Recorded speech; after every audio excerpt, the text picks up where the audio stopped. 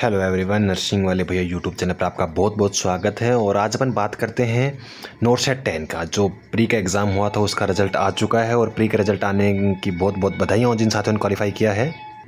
और क्वालिफाई जिन साथियों ने किया है उनकी बधाई के पात्र हैं, क्योंकि उन्होंने आप ये मान के चलो कि जो टोटल जो बच्चे हैं जो बैठने वाले हैं मेन एग्ज़ाम के अंदर, वो ओवरऑल इंडिया के अंदर 14,000 बच्चे बैठेंगे भाई। अब 14,000 बच्चे बैठेंगे। अब 14,000 बच्चे बैठेंगे तो 14,000 बच्चे इसके अंदर मेन एग्ज़ाम बैठेंगे। ये 14,000 बच्चे कैसे नहीं, ये मान के चलो इस बार जितने भी नंबर ऑफ़ सीट्स है, एग्जाम्पल लेके चलते हैं अपन। यदि एम्स ने 100,000 सीट निकाली हैं तो 1000 सीट के पास वैकेंट सीट है नर्सिंग ऑफिसर की। तो जो मेन एग्ज़ाम के अंदर जो बच्चे बैठेंगे वो 5,000 बच्चे बैठेंगे। 5,000 का मतलब 5x बच्चे बैठेंगे, 5 गुना बच्चे बैठेंगे। जितने सीट हैं उसके 5 गुना बच्चे बैठेंगे। ठीक है, तो अब देखते हैं कि 5 गुना बच्चे कैसे बैठेंगे। तो जितनी सीट है उसके 5 गुना बच्चे कितने होते हैं? 14,000 बच्चे होते हैं जो कि मेन एग्ज़ाम के अंदर बैठने वाले हैं। अब सबसे पहले देखते हैं, फर्स्ट रैंक को बहुत बहुत बधाई हो, जो कि ओबीसी का कैंडिडेट है। और इनके 100% का मतलब ये है कि इन्होंने जितने बच्चे थे उन्हें फर्स्ट रैंक प्राप्त की है और सबसे ज़्यादा अंक प्राप्त किए इन्होंने। ऐसा मतलब इसका बिल्कुल नहीं, इन्होंने 100 नंबर लाए, 100% नहीं, ये परसेंटाइल है। परसेंटेज और परसेंटाइल बहुत फ़र्क होता है। मतलब इन्होंने यदि 70 नंबर भी लाए होंगे ना तो 70 ये टॉपर बनता है। इसके 70 भी नंबर आए हैं तो इसका 100% हो गया। इसके अकॉर्डिंग होता है कि इसके परसेंटाइल उसके अकॉर्डिंग होता है कि 100 नंबर आए नहीं आए, पर इसे टॉप किया है उसको फर्स्ट रैंकर को अपन 100% के साथ लेते हैं। अब देखते हैं कि यूआर के अंदर 93% गई है। अब देख पा रहे होंगे कि 93% के आसपास है। ईडब्ल्यूएस की 78 है, ओबीसी की 84 है और एससी की 81 और एसटी की 74%। जिन साथियों की क्वालिफाई किया है वो उन्हें। और ये जो मैं पीडीएफ बता रहा हूँ ये रैंक वाइज पीडीएफ है।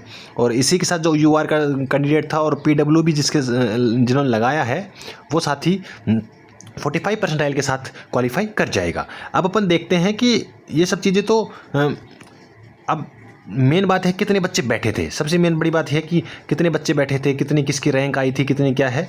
ये रैंक वाइज पीडीएफ है मेरे पास, जो मैं आप सब लोगों के सामने प्रस्तुत कर रहा हूँ। और बहुत बहुत बधाई हो, क्योंकि आप पहली बात तो यह है कि आप टॉपर्स हो। टॉपर मतलब इंडिया के 14,000 बच्चों के अंदर आप आ गए हो। अब देखते हैं कि इसके अंदर कितने बच्चे बैठे थे और कितने बच्चे ने ये एग्ज़ाम को क्वालिफाई किया है।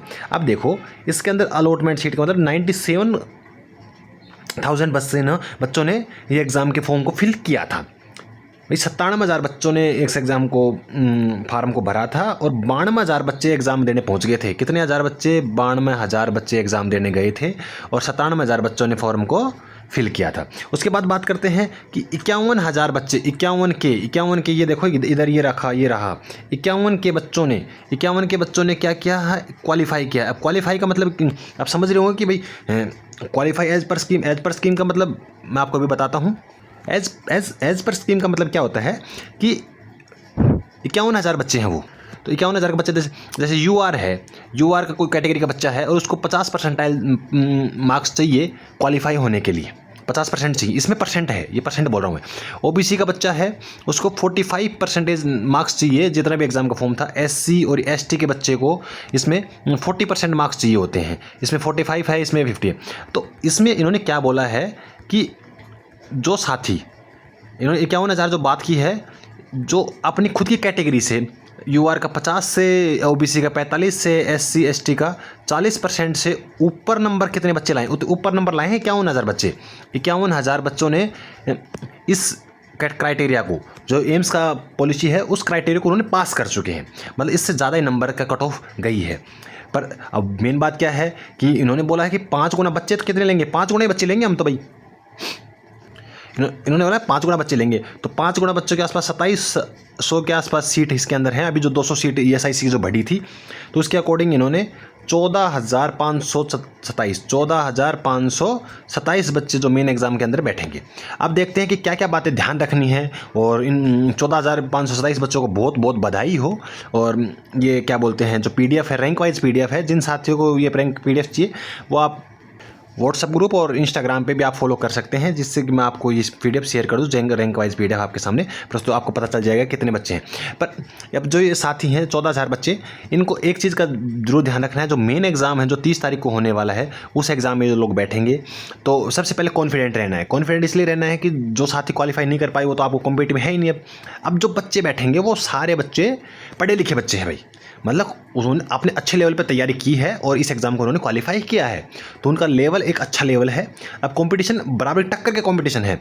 पहले अब खुद सोच के देखो, पहले 2700 सीट थी, 2700 सीट थी, चलो इसको 3000 सीट मानते हैं अपन, और 90,000 बच्चे मानते हैं, तो एक सीट के ऊपर कितने बच्चे हो गए, तो एक सीट पे कितने बच्चे बैठ रहे थे, एक सीट पे आपका कंपटीशन आप लगा के चलो कि पहले आपके पास 3000 सीट मान के चलो और 90,000 बच्चे उनमें हैं बैठने वाले थे, तो लगभग 30 का कंपटीशन था, एक सीट के ऊपर लगभग 30 का कंपटीशन था उस टाइम पे जब आपने प्री एग्ज़ाम को दिया है। अब एक सीट के ऊपर 5 बच्चों का कंपटीशन है, और वो भी बराबर टक्कर वाले बच्चे हैं भाई, पढ़े लिखे बच्चे, सारे पढ़े लिख के आए हुए बच्चे हैं। ऐसा नहीं है क्योंकि उन्होंने प्री क्वालिफाई किया तो मतलब पढ़े लिखे बच्चे तो हैं ही। तो पहली बात तो आपको कॉन्फिडेंट रहना है। दूसरा, आपको कॉन्फिडेंस किस बात से आना चाहिए, कॉन्फिडेंस इस बात से नहीं आना चाहिए कि भाई 5 गुणा में हो गया पास तो बस बल्ले बल्ले हो गए, नहीं, ये कोई मायने नहीं रखता, ये सिर्फ क्वालिफिकेशन वाला था। कॉन्फिडेंस इस बात से आना चाहिए कि भाई ऑल इंडिया के अंदर अपन 14,000 बच्चों के अंदर आए हैं, तो कुछ न कुछ तो पढ़ा है अपन ने, बच्चों के अंदर कुछ न कुछ तो पढ़ाई है अपन ने, तब यहाँ तक पहुँचे हैं। और पहले एक सीट पे जब 30 बच्चे थे, जब अपन क्वालिफाई करके पहुँचे यहाँ पे, तो अब एक सीट पे 5 ही बच्चे हैं, तो ये कॉन्फिडेंस तो होना चाहिए ना कि एक सीट पे 5 बच्चे हैं, अपन जितना अच्छा पढ़ेंगे। दूसरी बात, अब कुछ लोग सोचते हैं कि एग्ज़ाम का पैटर्न कैसा भी आ सकता है। एग्ज़ाम का पैटर्न वन लाइनर भी आ सकता है, सिनेरियो भी आ सकता है, और दोनों भी आ सकते हैं, मल्टीपल, मतलब दोनों आ सकते हैं सब चीज़ की, ये भी आ जाएगा, ये भी आ जाएगा, ये भी और आपको पता ही है एम्स कुछ भी कर सकता है। अपन पहले प्रिडिक्ट नहीं कर सकते कोई भी चीज़ को, पहले तो बिल्कुल प्रिडिक्ट नहीं कर सकते कि भाई, हालांकि इन्होंने जो मेन एग्ज़ाम का पैटर्न रखा होता है, ये मेंस को सिनेरियो बेस ही रखा होता है। पर एक एग्ज़ाम जो हमने पहले कभी दिया था, तो उसके अंदर सिंगल लाइनर भी डाला था इन्होंने, तो सिंगल लाइनर जो बच्चा करके आया था वो पास हो गया था। समझ पा रहे हो? तो ये सब चीज़ें हैं। तो अब सबसे मेन बात है सिनेरियो बेस पे ज़्यादा फोकस करें, ज़्यादा अटैम्प्टिंग के ऊपर ना जाएं कि कितने अटैम्प्ट करने हैं। वो आपको जो क्वेश्चन आ रहा है वो अटैम्प्ट करते निकलो बस। एक बार रिवाइज करो, दोबारा उस टाइम बच रहा है तो वापस उस क्वेश्चन पे आओ और उसको अटैम्प्ट करो, टाइम दो उस क्वेश्चन को और आगे चलते जाओ। लोड नहीं लेना है कितने क्वेश्चन हो गए, 100 क्वेश्चन हो गए, 150 क्वेश्चन हो गए, मुझे 150 करने। देखो अभी मैं आपको एक चीज़ बताता हूँ, आप बिल्कुल भी ना 160 का पेपर होगा, मेन पेपर कितना होगा 160 का, आपको उसके लिए 180 3 घंटे मिलेंगे और 3 घंटे के अंदर आपके पास कितने स्लॉट होंगे, 5 स्लॉट होंगे। तो आप बिल्कुल भी ना सोचें कि मैं क्या बोलते हैं 150 क्वेश्चन करके आऊँ, यार ये आप 150 क्वेश्चन की तरफ जाओगे।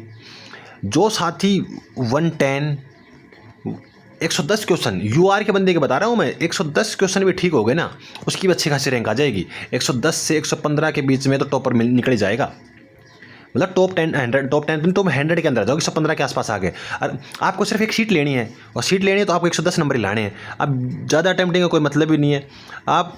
आपको जितने आ रहे हैं, आपको 120 अटैम्प्ट करना है, 5-7 क्वेश्चन में 130 अटैम्प्ट करना है। ये आप एग्ज़ाम के ऊपर डिपेंड करता है। जिस प्रीवियस ईयर के जो अपने पेपर देखे हैं उसके हिसाब से अपन बता रहे हैं कि यदि यूआर का बंदा है तो 110 नंबर पे वो क्वालिफाई कर जाएगा, मतलब उसको अपनी एक सीट मिल जाएगी। पर यदि अब ये चीज़ आप अभी हम बता रहे हैं, अभी क्यों बता रहे हैं कि आपको इसलिए बताना जा रहे हैं कि भाई पिछले जो पेपर आए हैं उसका लेवल के हिसाब से 110 कट ऑफ जाएगी। अब पेपर का लेवल हार्ड आ गया या पेपर का लेवल ईजी आ गया तो 110 से तो कम भी हो सकती है ना, और ईजी आ गया तो 110 से ज़्यादा भी हो सकती है। समझ पा रहे हो? तो लगभग मैं मान के चल रहा हूँ आपका पेपर का लेवल कैसा भी आया, 120 के आसपास के क्वेश्चन आपको करने हैं, और उसके ऊपर नीचे वो आपका एक है, आप मैच्योर हो, आप ग्रेजुएट हो और पढ़े लिखे हो, आप प्री क्वालिफाई करके आए हो, तो ये आपके लिए कहीं ना कहीं इंपॉर्टेंस रहेगा। और साथ बनाए रखें, यूट्यूब चैनल के साथ जुड़े रहें। कोई भी फर्दर इन्फॉर्मेशन के लिए आप यूट्यूब चैनल के साथ जुड़ सकते हैं। थैंक यू सो मच, साथ बनाए रखें। धन्यवाद साथियों।